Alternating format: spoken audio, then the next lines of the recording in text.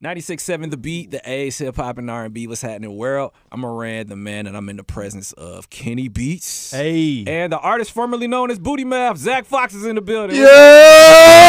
What's happening? What's happening? What's happening, y'all? I ain't gonna lie, this is a pleasant surprise. I wasn't expecting you to be here, honestly. Me neither. Okay, all right. Yeah. So, I'm happy to be here. We actually didn't even invite him. Oh, wow, Yeah, you just yeah. came? Yeah. Like, I was just outside.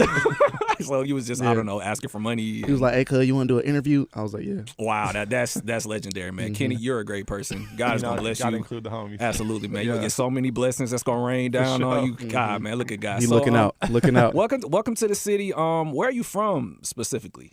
I grew up in Connecticut and in New York, Okay. right on the border.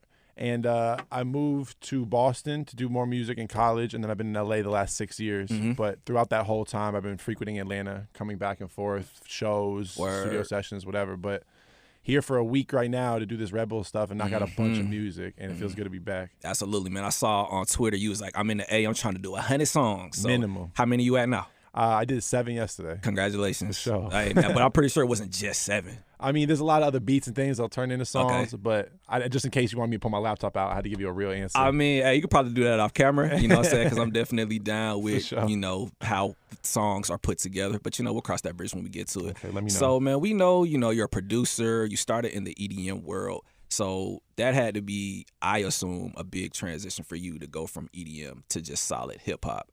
So when it comes to actually getting into production, how did you really get started? I was actually making beats before I ever did a single dance song or played any kind of show as a DJ. I started making beats when I was like 15, and I played guitar and other things before that.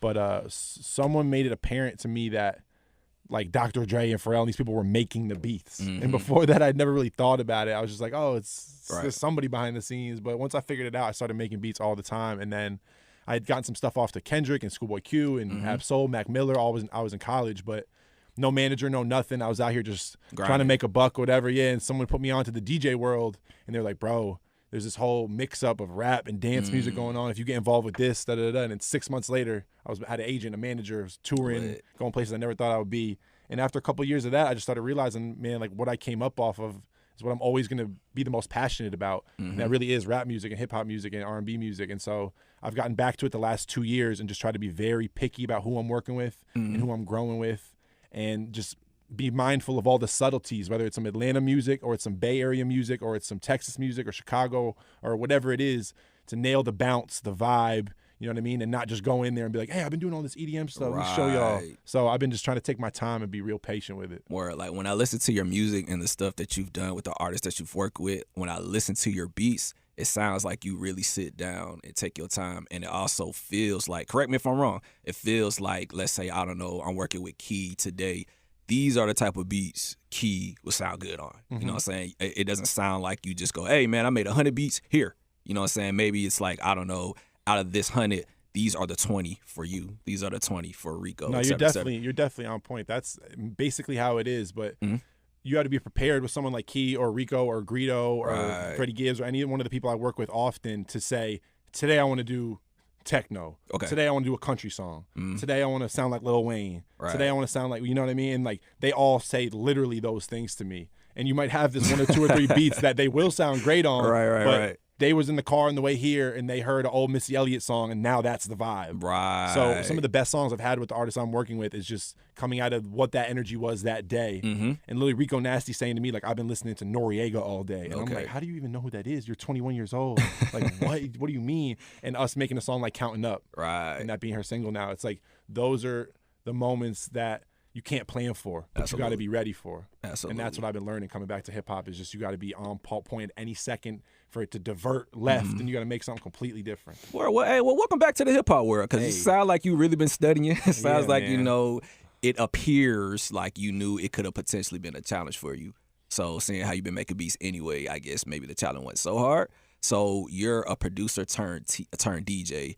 Was it like hard for you to get into that world? Like, were you ever in a scenario where it's like, you're a producer, now you're trying to come eat off of our plate? I think this world is way harder to get into and get real respect in, and because just how it's based and how the money works in music for a lot of kids, you got to do songs for way bigger artists to make a check to pay rent. Right. And you don't necessarily have the comfort to sit there and say, okay, this is the only artist I want to work with. I believe in their music. Let me just work with them. I was fortunate enough to go do the DJ stuff for a while. So now when I come back to rap music, I could have took time for a year to say, okay, I'm going to work with Pablo Juan, I'm going to work with Lil Wop, I'm going to work with Key, all these Atlanta artists who are doing their thing in Atlanta, and show people in Atlanta, like, I'm paying attention to what y'all are doing. Absolutely. You know what I mean? And you don't really see a lot of that. You know, it's Yeah. like you're really paying for you to say, yo, I work with Pablo first before the big hit, you know, Totally. before, you know, X, Y, and Z happened. You don't really see a lot of that. You really see a lot of people from outside of the city trying to go straight to Future. And that's the point, is that it's much harder to do that, and that's why you don't see it as much. Whereas the EDM world, it's a lot of dudes who are making rap beats for years and making stuff for people who struggled, you know what I mean, getting placements or just with the business of it. And they find this EDM thing. I'll start my own SoundCloud. I'll put all my beats on SoundCloud, and then boom, you got a fan base. Boom, you playing festivals. You got a manager, agent. It starts making sense that way. Word. So I think getting into the rap stuff is much more difficult. The EDM thing was really just like I started having fun with the music, and it showed. Absolutely. And it went well, yeah. So, like, what are some real trials and tribulations that you've gone through up to this point? Because, you know, we see, you know, you're doing your thing, your name's getting around, we hear the tag, but this didn't happen overnight. Staying in the house with Zack Fox has been awful. Oh man, For the last bro, few like days. how you been, bro? Like what you been doing? My career's been great, Dang. but you know what I mean. Like, there's certain rotten people you come across, and it's like he looks like a scammer too. Like I don't know, like he'll go through your cards and Yeah. man. That's So- me. Oh man, that's pretty messed up. But no, I mean, I pick up money off the floor in the strip club. Oh, for real? Yeah. Tag, man. So like when you're in the strip club, how much money have you picked up off the floor? I'm just curious. Bro, I go in with some Timbs with Gorilla Glue on the bottom. Oh, bro, for real? We Tag, just bro. racked up, You bro. are the king of finessing, bro. Clap it up for the king of Thank finessing, y'all. bro. Thank Zack y'all. Fox, bro. Zack Thank Fox, y'all. Zack Fox. I appreciate So it. how did y'all how did the two of y'all meet initially? Zach and Alex Russell, who he does a lot of like writing with and a lot of comedy with, they're both are just big fans of Key and Rico. Right. And before I had ever met them or we knew each other on the internet or anything, I would just see both of them posting about artists I was huge fans of. And Alex wrote this thing on Valet that was like my favorite thing on any artist this year. And Zach makes all the funniest hip hop jokes you see on Twitter, period. Facts. And to see like Zach did a thing like years ago. When did you do the Key 10 minutes of Key saying bitch? Bro, that That was shit like 2016. That's what I'm I saying. think. that shit Yeah. went like 20 times platinum. You Right. know what I'm saying? SoundCloud Outta here. platinum, yeah. So out of here. Whenever the Key music and the Rico music and all these things started happening, like Zach was just a fan of the music, and, Right. and I was a fan of him, so we just got cool on the internet. And when this came, or the Red Bull thing came around, we were like, man, who would we rather have to roast people for us than Perfect Zach? person. But on top of that, just like the creative direction that him and Alex both do with like videos. So and who's just- Alex, by the way? This is Alex. Say what's up, Alex. Alex is with us. Say what's up. Yeah. Alex Russell. Can we get a quick camera pan on Alex? There said, you go. "What's There up?" he is. Yeah. But yeah, like they now are just, because we've gotten cool and because they really get it and they've seen that like I'm as big of a fan of these artists as they are, we're starting to have just a lot of mutual conversations about what we can do for them with their art, with their design, how to separate them, how to show people how important someone like Key or Rico or Greedo or whoever is. Word. And yeah, man, just mutual respect for the music. Cool. That's what's up. So if I could shift for a minute to Zach, because I'm familiar to who you are, and you know, I'm sorry. Yeah, it's okay. I'm not scarred or anything. You know what I'm saying? I've been through much worse. Yeah. So it's all good. But you know, I'm familiar with the work that you've done with Awful Records, and I actually used to go to some of your art shows. Oh, cool. So how do you personally feel about your impact for Atlanta? Honestly, man, it all comes back to like being able to do shit like this. That's like shit that people didn't really want to have me involved in, like At all. you know, a few years ago, because Atlanta, like as much as it is like the creative spring of the South, it is still a small pond, and people have to like kind of protect their own interests a lot. So they don't really want anyone who's like any sort of outsider or like on some like wild shit, which I came out of the gate doing. Absolutely. So it feels good to like, you know, a few years later, like now I'm like taking shit a lot more seriously, doing stand up and writing with Alex and like doing more shit that's like, hey, like, yeah, it is like all that funny shit, but like Still serious. I'm down to be like completely behind and like help operate shit. And like Kenny hits me up, and we literally like have been logistically going the fuck in on what's about to happen at Culture Clash. You know what I mean? Jesus And Christ. it's like, you know, it's not just some shit like, oh, like Zach's funny, like let's play. I'm like, no, let's all put our heads together and do some fucking wild shit. Wow, it's really about to go down. And that is a big thing, Atlanta. Like, you have so much talent here, and you have so many artists and so many entertainment people doing their thing. Right. That I feel like if someone comes out the gate, like Zach and Key are both examples of this to me. They come out the gate with a big splash, doing their thing, whatever, and then but are taking a route that's very different than what might be going on at that time or whatever. Right. There's so many other towns, so many other artists that you might have to leave Atlanta for a minute to show Atlanta. You know what I mean? And like that's I feel like I come here and I work with artists who have been here for years and everybody knows, everybody be working with, and I'll say like they're my favorite ever. And I don't just mean Key, it's a lot of people, a lot of producers too. And I'm like, man, like come to LA with me for 3 weeks. let me play you some stuff with a bunch of other people. And then all of a sudden it's like, oh, everybody in Atlanta been right. Yeah, I know him for years and years. It's like, yeah, man. But I like really thought like it took an outside influence. Yeah, because we're not the Atlanta team at this Culture Clash either. Zaytoven's the Atlanta team. But having Key and Zach behind us to let us know about what kind of records to play, what the audience might be like, even just certain types of jokes. Are you saying and energy. You have somewhat of an unfair advantage? Oh, I know I have an unfair advantage. Jesus Christ. And yeah, we got secret info on all these teams too. And I mean, the thing is, like, we knew Zach was a scammer. Jesus Christ, man. Yeah. He's tapping people's phones and all that. Yeah. Sabotage, complete sabotage. Jesus like, Christ. It's going to be all the shit talking like, like Zaytoven has his own like think about that, like the home field advantage is so disproportionate that we were like, okay, we have to come on some like completely left field, like I dig it, break the venue type shit. Jesus Christ, what's about to happen? Because Cranium's gonna represent the true sound clash Jamaican part of it. Right. Who knows what Fuego doing? And then Zaytoven is, you know what I mean, the go out here. So we came just with the internet. I'm about to have strippers on stage like choke slamming me, nigga. Like I'm not playing, bro. Damn. Like strippers from Magic City, bro. Peaches? All over. Peaches, I'm trying to get somebody from Blue Ivory. Oh, God. If anybody knows somebody at Blue Ivory, just get on stage and whoop my ass. Yeah, we got to these songs. I would love to see Zack Fox get my stripper. Ass beat, yeah. And that's just going to make the whole crowd go wild. You know what I mean? Like, Zaytoven not thinking like this. Nah, he's man. not thinking like this. I'm looking forward to seeing it. Like, damn, I'm looking forward to seeing this shit. Absolutely, absolutely. So getting back into you and everything that you've done up to this point, because, you seem like a very humble dude.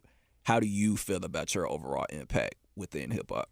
I feel like the last 3-4 months, I'm starting to realize all my dreams. I don't mean to sound corny, but like, like after a year of just really like putting my nose down, not sending beats. I don't send beats. I don't charge for studio time. Right. You can't buy anything from me. I have to literally be a fan of your music for us to be in the studio. I respect and by that. doing that for a year, and even when I get the big, you know what I mean, bigger rappers, bigger artists emailing me, sending me little DMs or whatever, hey, send me a pack, bro, I'm doing the album, da-da-da-da. It's so enticing. But I've just realized by like staying in the studio and working with the people I'm working with day after day and making a big difference on their songs and their careers, like once I get in the room with the bigger artists, it's going to be that much more impactful rather than me having one beat on someone's tape. That don't do anything for me or anybody else. Like if I can be in that room with you, I believe I can bring the best out of you if I'm a real fan of you and I know your music. That's right. And so I'm starting to get in with certain artists. Like there's a little Thug snippet I leaked a little while ago, a little Ski Mask Some God snippet I leaked, a couple little things. But like a lot of these artists who if you asked me in the same interview a year ago, who you dying to work with, that's what I would have said. Word. And the way I got there wasn't by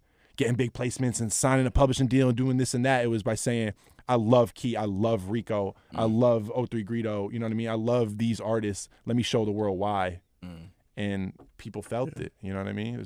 There's no excuse for that. There's no way around that. You can't do it with some hot beats. It takes more than that. It's producing. That's real. Kenny making a whole trap album with Cher. Damn. Yeah, we debut some songs at Culture. Bro, Cher, like Cher coming out at Culture Class. No auto tune, just bars, like on some bars. Philly shit. So she gonna be rapping. She gonna be rapping, bro. She got Timberlands on. Yes, bro. Damn, Cher and Timberland. No, if she all don't come vocal fit. Nah. And she's saying the N-word. Oh man. Oh damn. I was hoping she was gonna come out wearing some Jabos, bro. But hey, if she ain't coming out in the Jabos and she said the N-word at Tim's, I'm all for it. Bro. Yeah. The only feature is Meek on the whole project. Damn. Yeah. So just Cher and Meek Mill. Yeah. But it's not a double album. It's a Bono outro, but it's not even like, you don't really hear him like that. Word. It's like some Nav shit. He was mad far away from the mic. Oh, damn. So that means that she's the one that came up with that then. He technically stole that idea It's a from lot her. of beef in that world. You know, rap is way, it's easier to get along in rap. Like when you get to the Cher Bonos, you know what I mean? Bro. That's what, hey, put me on game. Like, I ain't never met Cher. Hey, bro, Cher, she love that fun, nigga. She be shooting shit up. Like, I believe it. And I heard that she can roll a blunt really well, too. Damn. Yeah. That's crazy. And she be bringing like condoms and shit to the studio, I heard. I don't know if that's true. Yeah, strictly. Damn. That's on you though. I didn't say that. Okay. So I would like to talk about your experience working with 03 Greedo, because we know he recently had to go to college, and you know he's not with us right now at the moment. So what was it like for you working with somebody like that in that caliber? Did you know ahead of time that he was about to go through what he was going through? Yeah, I got introduced to him from Key, and I showed Key Greedo's music, and Key introduced me to Greedo, which was interesting. But yeah, Key FaceTimed me at 6 a.m. from a gas station in Atlanta with 03 Greedo, both wearing sunglasses.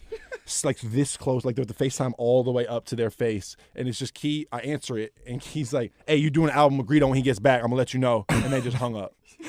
And I never met Greedo before in my life, whatever. He was at the studio a week later. And Dom, who's with me right now, and my manager Mike, they were there from day one, and we knew after the first session, because I had a couple friends there. I try to keep my studio very light when a new artist comes, make sure there's pretty much nobody there but me, because I do all the vocals and all the beats myself. So I had a couple friends there, and after he did 2 or 3 songs, he left, and we all sat there for about an hour or 2 hours, and we're like, man, like we've been recording. I do 3 sessions a day. I'm in with different rappers all the time in every different capacity you could think of. And Greedo came in and made 3 unbelievable, beautiful songs the first day I ever met him, one of which is Conscience on his last project before he went in, God Level. But he's just such a talent and such an important California artist, and he just really started getting his name out there in 2016, 2017. But him and I have over 80 songs that are unreleased, and a whole finished project called Netflix and Deal, which are about his favorite movies and relating them to his life. Interesting. But yeah, working with Greedo was unbelievable, and he's not going to be in there for 20 years or nothing that the internet's talking about. He's figuring it out. You're going to see him soon. But yeah, like, we're just lucky we got the footage and we got this music, and we're still in contact with him, writing them letters, you know what I mean, making sure we stay up with him. So free Greedo. Free Greedo. Real necessary voice for hip hop. And if you're looking for his JPay or for the info to write him a letter, if you're a fan, it's on my Twitter. You can find it on Kenny Beats. Absolutely. Put money on Greedo's books. Make sure he's eating noodles and all the cool shit that college has to offer. Good noodles every day. Absolutely, every single day. So, in closing, what is some advice that both of y'all can give to the next up-and-coming producer, person in entertainment, voice? What is some real advice that y'all can give? Because one thing I can say about the both of y'all are slowly on your way, and y'all didn't do it the traditional way, which is tight. So, what is some advice y'all can give? Zach? Hey, man, sometimes you just got to sprinkle something else in the blend. And if it goes wrong, you know what I mean? But you can't be scared to just put something else in the blunt. Like, make the blunt interesting. Make the blunt. That's a bar, low key.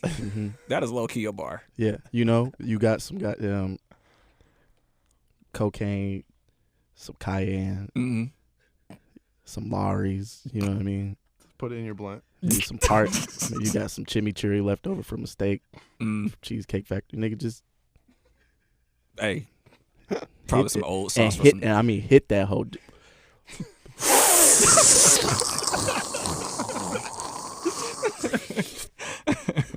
And then just see what happened. Like, whatever your craft is, just sit down after that. Say no more. Perfect. Hit that hoe. Sometimes you got to hit that hoe. What about you, Kenny? What you got for her, bro? Oh, my God. What I'll say is, I'm 27. I'm an old man in my eyes right now. But for anybody who's doing their thing, if you're young, upcoming, my age, older, younger, whatever, just understand that right now is the only time you have to get ahead. You always have time to party. It's always going to be someone there to get with and somebody to date, and your real friend's not going anywhere. So make sure you start working hard now. Make sure you start getting in every single day and doing a little bit of what you love. You got a day job, do it when you get off. But if that's what you really want to do it every single day until you see results. Yeah. Because all that partying, all that fun stuff, you know what I mean? All also, that hanging around. Stop trying to be famous in your 20s. Yeah. Like, if it happens for you and if that's you, cool, like, do it. But the only thing I'm worried about leaving my 20s with is a little bit of money and both my nuts, and some self-respect. But like, don't be worried about any of this other shit. Like, focus on, like Kenny's saying, like, focus on your shit. If you got to be broke and do it, whatever. But niggas be trying to, like, niggas be 23, like, I'm finna kill myself. I'm not famous. Like, well, you weak pussy. Do it, nigga. It's a Do it. truth. It's a truth. Y'all both just dropped some real ass gems. Oh and I man, dig I'm it. saying love everything you worried about missing out on always gonna be there, but you're not gonna have the opportunity to stay up in the studio that one night, or you go to that extra call. I don't know what the fuck you do if you're an actor, but Right. all the stuff you got to do, like Right. it's always more opportunities, always more things you could be working on. Absolutely, man. Well, thank y'all both for pulling up. It's a pleasant surprise. I thought I was just gonna get Kenny, but I got both of y'all. Thank you for giving Hey, back to the man. homeless people. You know what I'm saying? I appreciate you. Thank you Thanks for giving back. having us, bro. Yeah. It's all good. It's all good. So, Twitter, Instagram, SoundCloud, where can everybody get in contact with the both of y'all? I'm at Kenny Beats on everything. On Twitter, I'm at Zack Fox. On Instagram, I'm at Dick Justice Mayan Prophecy 2012. On LinkedIn, I'm that nigga with the tomato. On Tumblr, I'm Onion. And I think I just made a OkCupid, Okay. and it's just Whitney 3D hologram. Do you have ChristianMingle.com by chance? Yeah. Okay. Mm-hmm. Still got Black Planet? I still got a Black Planet. Yeah. I knew you was the GOAT, bro. I got a Black Planet bodysuit. Wow. Yeah. Legendary. It's like shit. my profile, but printed on a big sweatsuit. You are so ahead of your time, bro. Like, damn. Yeah. You know, hey man, this is what you get when you dap up all the crackheads on the block. Absolutely. That's We what's about up. to go to Lessons. Benihana's right now. Hey, that's Yeah. what's up. Yeah. That's what's up. So, thank y'all for pulling up. Greatly Thanks, appreciate man. it. Good luck to y'all at Red Bull Culture Clash. Thanks. Going down. And yeah, man, I'm looking forward to pulling up and vibing and seeing what y'all got to offer, man. Welcome. ATL ho. Hell, It's gonna be crazy. ATL ho. That's all bruh. you need to know is ATL. Oh, But we love all going women. down. Yeah, but I respect women. Thank you. I'm Moran Tha Man, 96.7 The Beat. Kenny Beats, Zack Fox. We out this thing.